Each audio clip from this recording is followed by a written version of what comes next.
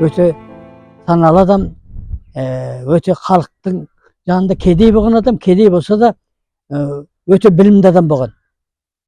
Сондай жақсы халықтың жағдайын, халықтың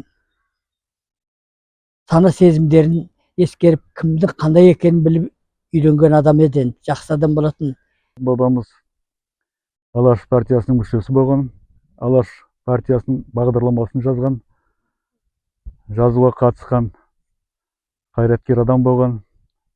Мына қазақ жерін жаулауға байланысты келген жаулармен соғысқан, соның көшбасшысы болған, жаңағы қарсылық көрсеткен әділетсіздікке, жаңағы теңсіздікті аңсап, қазақ халқының жаңағы егеменді ел болуына жаңағы үлкен үлес қосқан біздің бабаларымыз.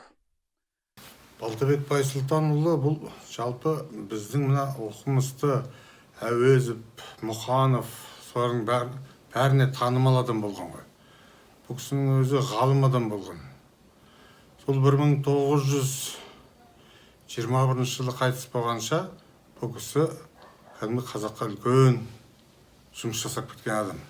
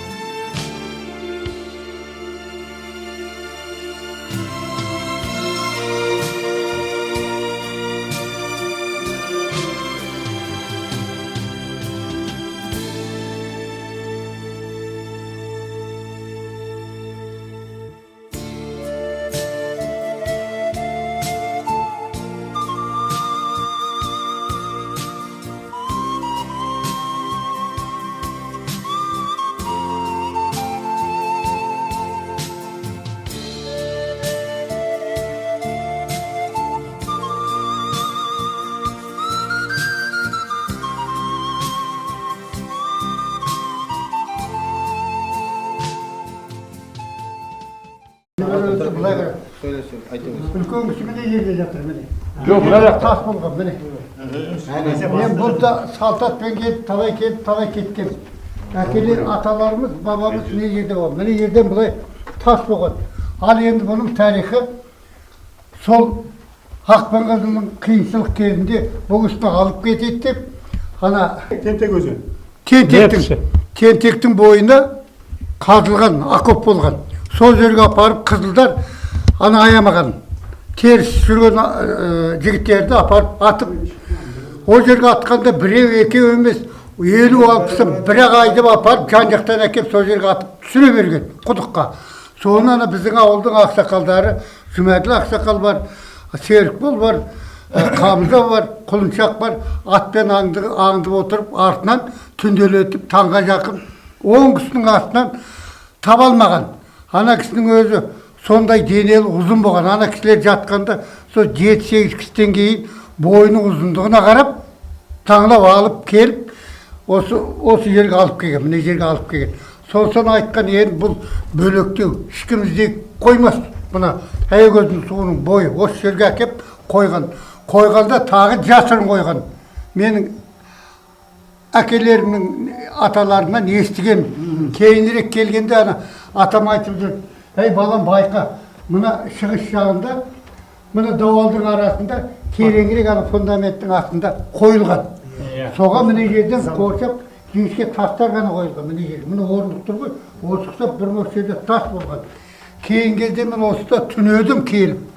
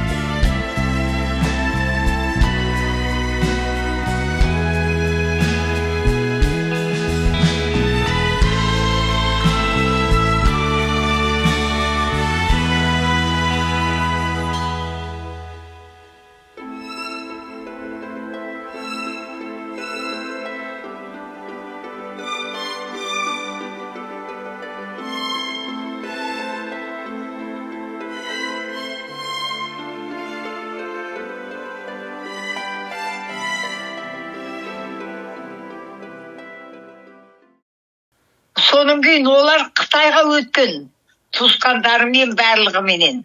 Сонда қырылып қапты ана туысқандарының көбі. Сол жас күнінде ана кісі сол әлгі апайы арқалап қашып, сонда бір кісінің үйінде, байдың үйінде тұрыпты. Байдың баласы жоқ екен.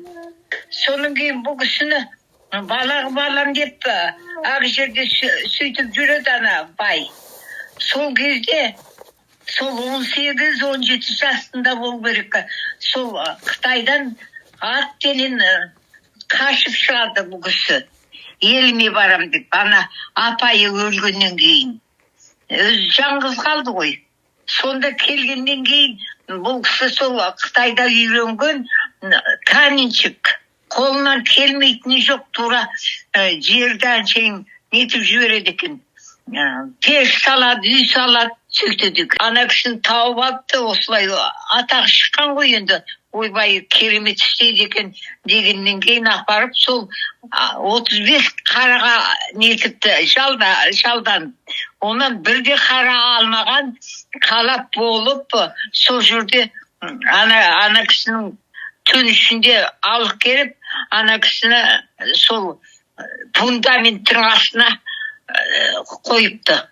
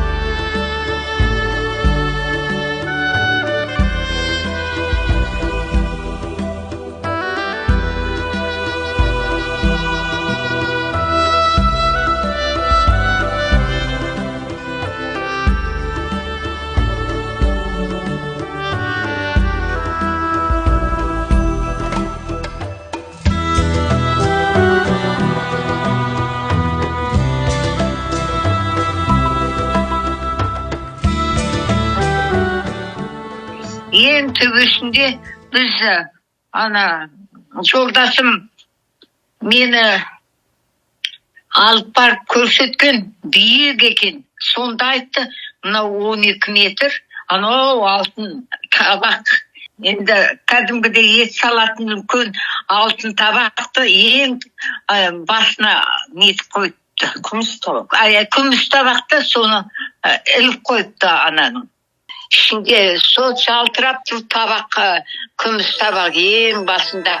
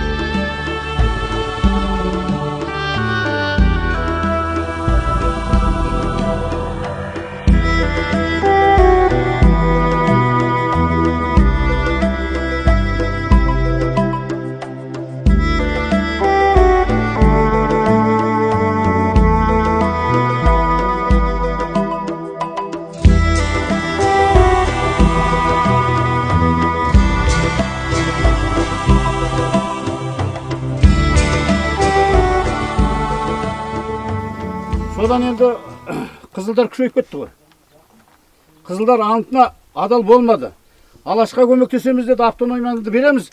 Алдыменен бізге көмектесіңдер, ақты құрсайық деді. Саясат солай. Міне солай болған. Алаштың ең бірінші атылғаны мына Балтабек Қажыбайұлы. Арқада Мәди атты. Даланың серісі. Бұл кісі даланың серісі болған. Сонда мына Тәукебайдың бір шумақ өлеңін жаздырып қойдым. Дүние жалған дейді Дидар ғайып. Қу тірлік сусыған жіп қолдан тайып. Арыстан айға шауып мерттікендей, Балтекем Алаш үшін болды шәйт дейді. Шәйт болған адам. Кім үшін? Ұрпақ үшін. Кім үшін? Қазақ үшін. кім үшін? Елдің тәуелсіздігі үшін құрбан болған адам.